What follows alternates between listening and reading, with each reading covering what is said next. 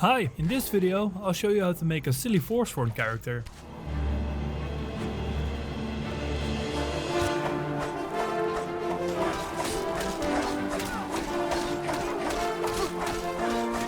A few eons ago, when I was just MedioCore, I made a Skyrim build for a Nord that did additional damage to elves. It was awesome. With this guide, I'd like to make amends by making a Forsworn build that is racist towards Nords. Cause if you're prejudiced against everyone, then it's okay. I think.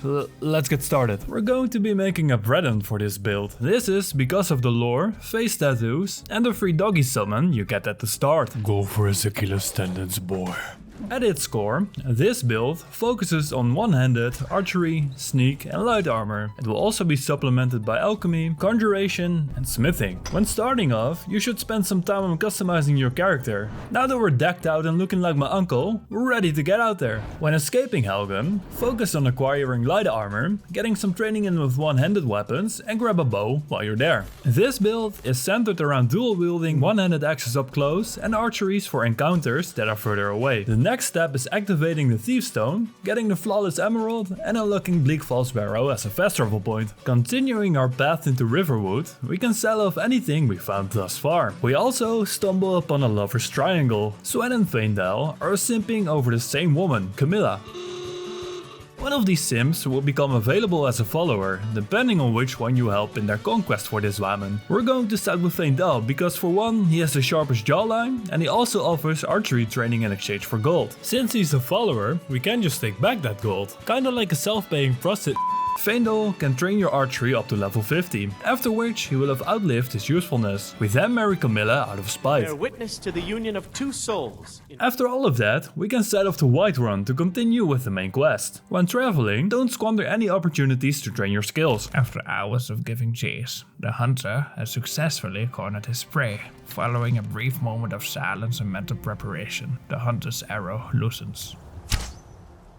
Shit. When arriving at Whiterun, we're gonna do the first quest of the Companions. This unlocks Jurland Greymane as a smithing trainer for later. While we're in the basement, we can steal an elven bow that is supposed to be locked in a safe.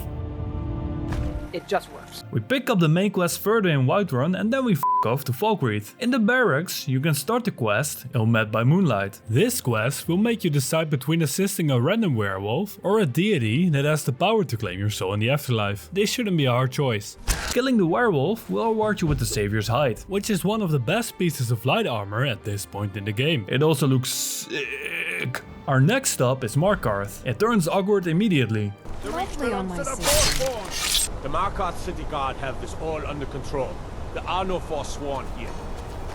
In the main city, we can start the Forsworn conspiracy quest. We'll do this later though. First, we gotta get our Forsworn armor from the Forsworn. They are always aggressive to the player. This is just their way of donating their equipment to you. Make sure you walk away with full set of light armor, 2 Forsworn axes and 1 Forsworn bow. Granted, the elven bow that we've picked up earlier is a little better, but if you wanna stay on brand, this is the way to go. Before leaving Markarth, we can buy a dog at the stables. He'll be useful when we get hungry. At this point, we can travel back to Bleak Falls Barrow and continue the main quest. In the dungeon, we can focus a bit more on training our light armor and one-handed. Don't forget to turn in the Golden Claw after you're done. While in the Riverwood Trader, we can also sell off anything we found that we do not need anymore. Returning to Whiterun, it makes sense to continue the main quest. Be warned that after this one, dragons will spawn into the game. This is a good thing though, as we're going to need 4 additional dragon souls to complete this build. Take the carriage to Riften and beat the fuck out of the stable master. He'll be so impressed with your hefty biceps, you can now ride his horses for free. This will help you get to Iverstead quicker.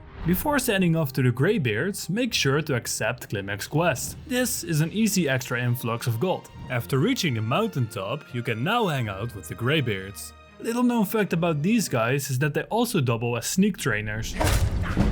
It is now, unfortunately, time to get back to the Markarth region. From this point on, we'll be combining skills from every school in this build. So I choose to swap out the Thief Stone for the Lover Stone, but it's up to you what you wanna do. Before we do anything else, we need to unlock the Slow Time Shout. This allows us to miss our shouts in slow motion.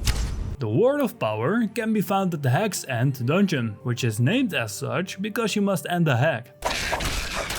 The other shout that we'll need is Elemental Fury. The first word of power can be found at Dragontooth Crater. You'll also encounter a dragon here, whose soul you can use to unlock the slow time shout. The first level of this shout is enough for now. For Elemental Fury though, you'll want to unlock the full shout. The words of power for this can be found in Shriekwind Bastion, which is a little to the north of Falkreath. I found Meridia's beacon here, which is fitting because the last word of power can be found north of Meridia's shrine. You won't find her, but she'll find you. Keep in mind that Elemental Fury cannot be used in conjunction with weapons that already have an enchantment. I cannot stress enough how good the Elemental Fury shout is, but it also looks stupid. It's like that one weird kid in high school that was a little goofy, but still got all the bitches because he had a humongous Dragon souls can be earned from dragons you find in the wild, but there are also dragons with fixed locations. Now that we have the dragon shouts ready, we can continue with upgrading our armor. Go back to Markarth and continue with the Forsworn conspiracy. At this point, verify that you have the slow time shout unlocked, because we're going to do something a little silly. After progressing with the Forsworn conspiracy, you will be framed by the deep state and be put into prison. Here, you can choose to side with the people of Markarth or the Forsworn that are in the prison, and we're gonna do both. And neither. Let me explain. Progress the quest until you can escape with the Forsworn leader Medenak. You will get your stuff back before the Forsworn will wreak havoc upon the city. Medenak will award you with an enchanted version of the Forsworn armor. We're gonna equip all of them except the chest armor, because the Savior's Hide looks better. We're not done however. Because we're playing a Bethesda game, the reward path is not locked in. This only happens when Medenak enters the city. So what we're going to do is slow down time and shoot an arrow in Medenak's spinal cord. If you kill Medenak in time, you will receive both quest rewards, in which case we're also rewarded with a ring that improves our smithing by 15%. Now, let's talk about some perks. Dual Flurry is hilarious in conjunction with Elemental Fury. Dual Savagery increases dual power attacks by 50%. The downside is that power attacks cannot be used while Elemental Fury is active. Putting points into Armsman will increase the damage of your weapon attacks. If you combine this with the added attack speed, you'll be unstoppable. You can skip the perk that adds bleeding to your war axes because it's trash.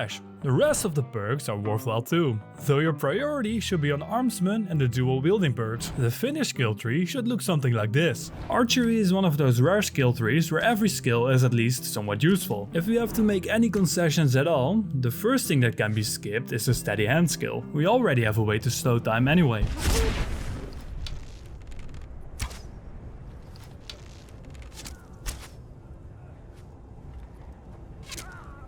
For this build, we'll only be using light armor. Our first priority in the skill tree should be custom fit. The rest is quite useful too, but not as important as Agile Defender. Windwalker can be swapped out with the vegetable soup buff. The Savior's Hide does not count towards the match set bonus for Forsworn items, which is the worst decision Todd Howard has ever made. It just works. Sneaking is useful, and the damage multiplier for sneak attacks is absolutely busted. But since it's not the main focus of this build, we can get away with spending a little less. What's good about this setup is that the Forsworn weapons only require steel smithing to be upgraded. The Forsworn armor can be upgraded with leather. The smithing perk is available right away, so the investment for higher returns is quite low. Since smithing takes a long time to level, it's worthwhile to invest some gold into training. To complete the build, you can supplement points into the Alchemy, Conjuration and Alteration tree for some extra bonuses. Strictly speaking, you are now decked out and have an option for every situation. But if you're on PC, you can try an alternative route. You see, there's an unobtainable Forsworn axe that has an enchantment which does extra damage to Nords. This can only be obtained by using mods or enlisting the help of Consolius Commandius. I guess all that's left to do now is committing genocide against the Nords. Thanks for watching and don't forget to subscribe, we are so close to 1 million.